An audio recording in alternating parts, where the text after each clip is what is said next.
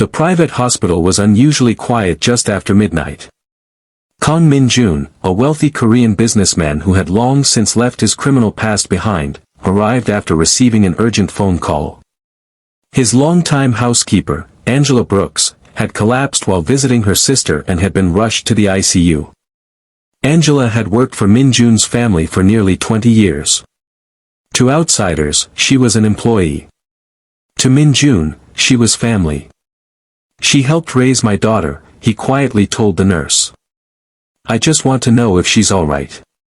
The attending physician met him in a consultation room. "She is critically ill," the doctor explained.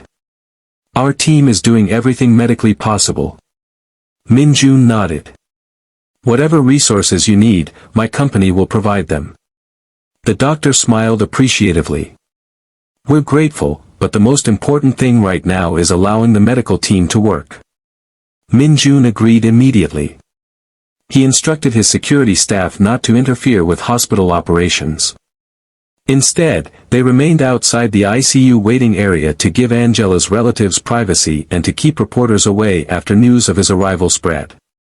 Hours later, a group of photographers and curious onlookers began gathering near the entrance. Hospital staff struggled to keep the emergency department clear. Min-jun turned to his head of security. "Coordinate with hospital administration and local police. Keep the emergency entrances open. Make sure patients, ambulances, and staff can move freely." "Yes, sir." Within minutes, barriers were set up around the public entrance, media were directed to a designated area, and the emergency driveway was cleared. Inside the ICU, Angela's condition remained critical. As dawn broke, the lead physician stepped into the waiting room. He looked directly at Min-jun. "We've stabilized her for now. But there's something important we need to discuss." Min-jun stood immediately. "How is she?" The physician answered carefully. "She's still in critical condition. But she has responded to the emergency treatment. We're cautiously optimistic." Min-jun let out a quiet breath. "Thank you." The doctor continued. "There will be difficult days ahead. She'll need ongoing care and rehabilitation if her recovery continues." Min-jun nodded. "Whatever support she needs, we'll make sure she has it." The physician smiled. "The best thing anyone can do right now is support her family and allow our team to continue her care." Min-jun agreed without hesitation. He spent the morning in the waiting room alongside Angela's sister, nephews, and grandchildren. When reporters tried to approach him, he declined interviews. "This isn't about me," he said.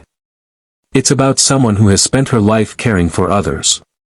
Several days later, Angela regained consciousness.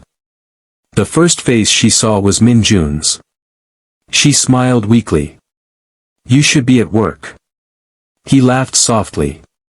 "My work can wait. You've spent 20 years looking after my family. Now it's our turn to look after you." Tears filled Angela's eyes. "You always treated me with respect." Min-jun shook his head. "Respect isn't something a person earns because of a job. Every person deserves it." Over the following months, Angela focused on rehabilitation. Min-jun adjusted her employment so she could recover without worrying about losing her income or health coverage. When she was finally strong enough to return, she discovered that her role had changed. Instead of resuming physically demanding household work, she had been offered a new position as the family's hospitality and training coordinator, helping mentor new household staff. "You've done enough lifting," Min-jun said with a smile. "Now you can share your experience." Angela laughed. "I think I like that idea." At the celebration of her return, Min-jun thanked the doctors, nurses, therapists, and support staff.